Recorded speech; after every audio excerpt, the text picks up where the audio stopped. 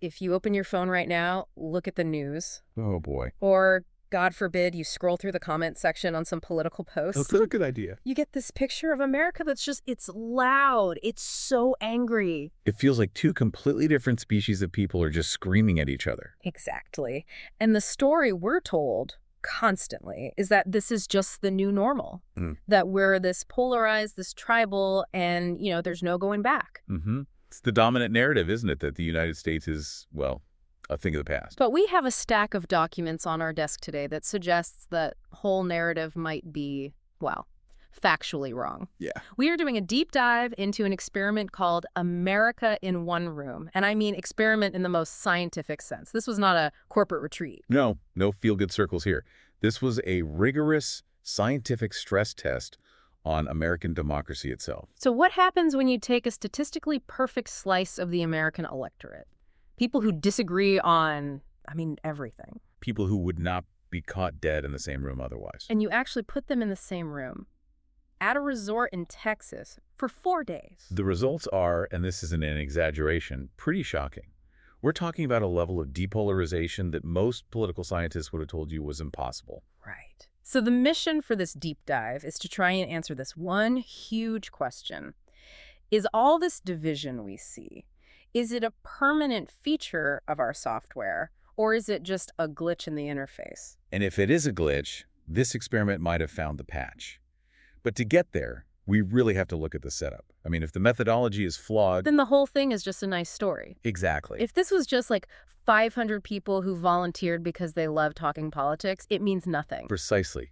That's selection bias, the enemy of good data. If you just ask for volunteers, you get the loudest people. Yeah. The ones who want to argue or are already super engaged. So the organizers, this was Stanford professors James Fishkin and Larry Diamond. From the Center for Deliberative Democracy, yeah.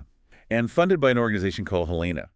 They had to avoid that bias at all costs. So how do you do it? How do you build a mini America without just getting the poli-sci majors? They used a process called deliberative polling. And to find the people, they worked with NORC at the University of Chicago. They didn't just, call random numbers. They used something called stratified random sampling. Okay, break that down for us. That sounds like a lot of jargon. Think of it like baking a really, really complex cake. You need the exact ratio of ingredients. Right. So NORC basically built a mirror image of the U.S. Census. They made sure their group of 523 delegates matched the country perfectly on age, race, gender, education, where you live. And crucially, your politics. Absolutely. So if, say, 28% of America is conservative, rural, and over 60, then 28% of the people in that room had to be conservative, rural, and over 60. That sounds incredibly difficult to pull off. It is. They had to recruit people who normally never talk about politics, people who would never go to a town hall. They paid them, covered their travel to Grapevine, Texas, basically treated them like VIPs. And this was back in September 2019. Now, just to be sure about the science here, they didn't just survey the people in the room, right? No, that's a great point. Because, how would you know the world didn't just change that week? Maybe some big news story broke and changed everyone's mind at the same time. That's where the control group comes in. They had another group, 844 people, recruited the exact same way, but they all stayed home. And they took the same surveys at the same time. So if opinions shifted in the room, but not for the people at home. The event caused it. You've isolated the variable. Precisely. Okay, so the stage is set. You have 523 strangers in a resort. But you can't just, throw them in a room and say, go. That would be a recipe for a fist fight. Right. And I was reading about the rules of engagement they used, and one just jumped out at me. The no tribal words rule. This was Larry Diamond's idea, and it's, I think, brilliant. In all the briefing materials and the discussions, they banned 4 specific words. Which were? Democrat, Republican, Trump, and Obama. Wow. Okay, that seems incredibly hard to do. You're talking about American politics in 2019? You can't mention the president. Or the former president. It sounds a little artificial, but it's actually really strategic. Those names, they're like semantic triggers. The second you call something the Trump plan. Half the room shuts down. Exactly. It just triggers that identity. My team good, your team bad. So by taking out the labels, you force people to actually look at the mechanics of a policy. Yes. You have to argue the idea on its merits, not based on who's attached to it. It shifts the conversation from who proposed this to what does it actually do? A problem-solving session instead of a political debate. That's the goal. Speaking of what does it do, let's talk about the homework, because this wasn't just, casual chats. They gave these people a 55-page briefing book. A heavy lift, for sure. I mean, I can barely get my coworkers to read a 2-page memo. Right. But that document is what we mean by good conditions. It covered 5 huge polarizing topics: immigration, the economy, healthcare, foreign policy, and the environment. And I can only imagine what a nightmare it was to write that book. How do you write 55 pages on immigration that isn't biased? Well, you bring in experts from both sides. Yeah. They had a bipartisan advisory committee that vetted every single sentence. Really? Yeah. So if they made an argument for a minimum wage hike, they had to make sure the argument against it was just as strong, just as well sourced. So everyone walks in the door, not just with their own opinions, but with a baseline of shared facts. Which is something we almost never have in real life. Mm. We're usually arguing from completely different sets of facts. Yeah. Here, everyone was working from the same textbook. And the event itself, it wasn't a free-for-all. It was structured, right? Small groups, and then these bigger sessions. The structure is key. The small groups had neutral moderators, people trained just to ensure civility, and that everyone got to speak. And then the big plenary sessions. Hosted by Ray Suarez. And that's where the delegates could actually grill the experts and politicians directly. And these weren't B-list guests. We're talking Dennis McDonough, Obama's former chief of staff, Corey Shake from the American Enterprise Institute. They even had 5 presidential candidates show up. Mm-hmm. People like Julian Castro and Mark Sanford. So you've got a citizen from rural Idaho asking a direct policy question to a presidential candidate after having done all this homework. It's a level of civic engagement most of us just never experience. Okay, let's get to the results, the data. Because I think the assumption going in would be that people just double down on their beliefs. Right, the backfire effect we see on social media. You show someone a fact that contradicts their view, and they just get angrier. Did that happen? No.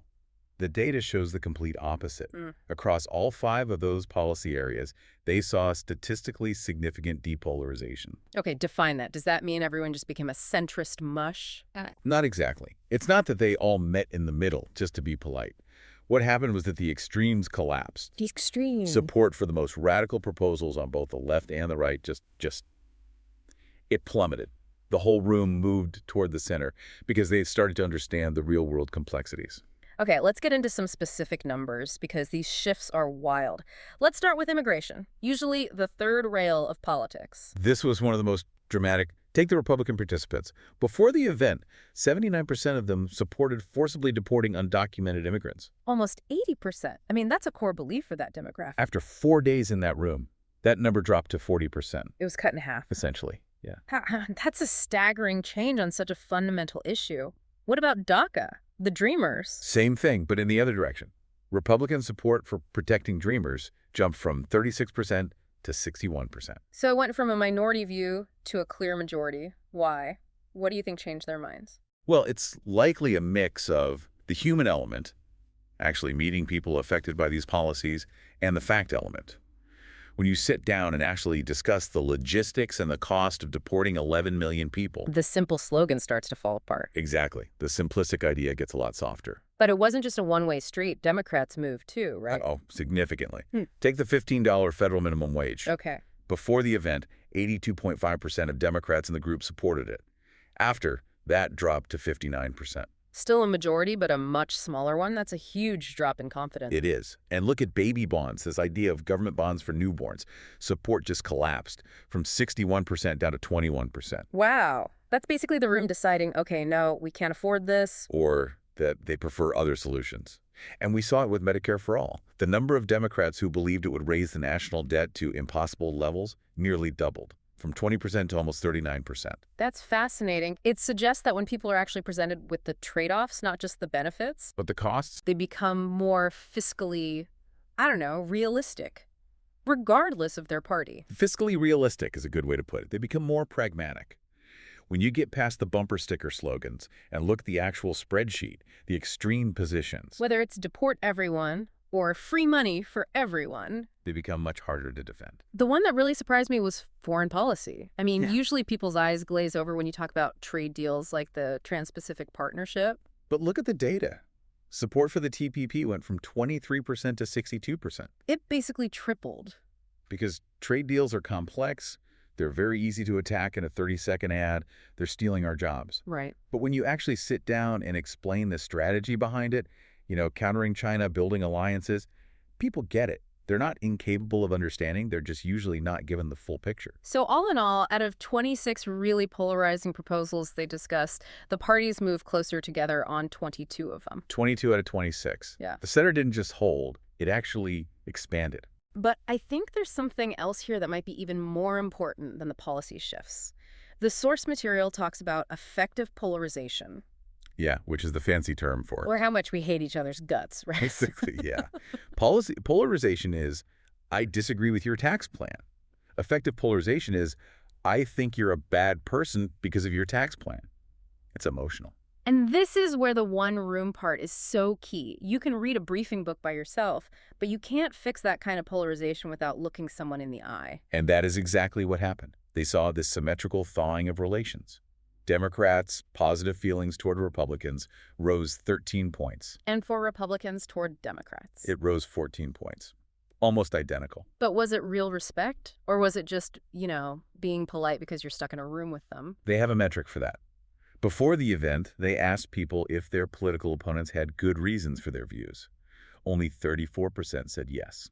So 2/3 of the room thought the other side was basically irrational or just plain stupid. And after. That number jumped to 54%.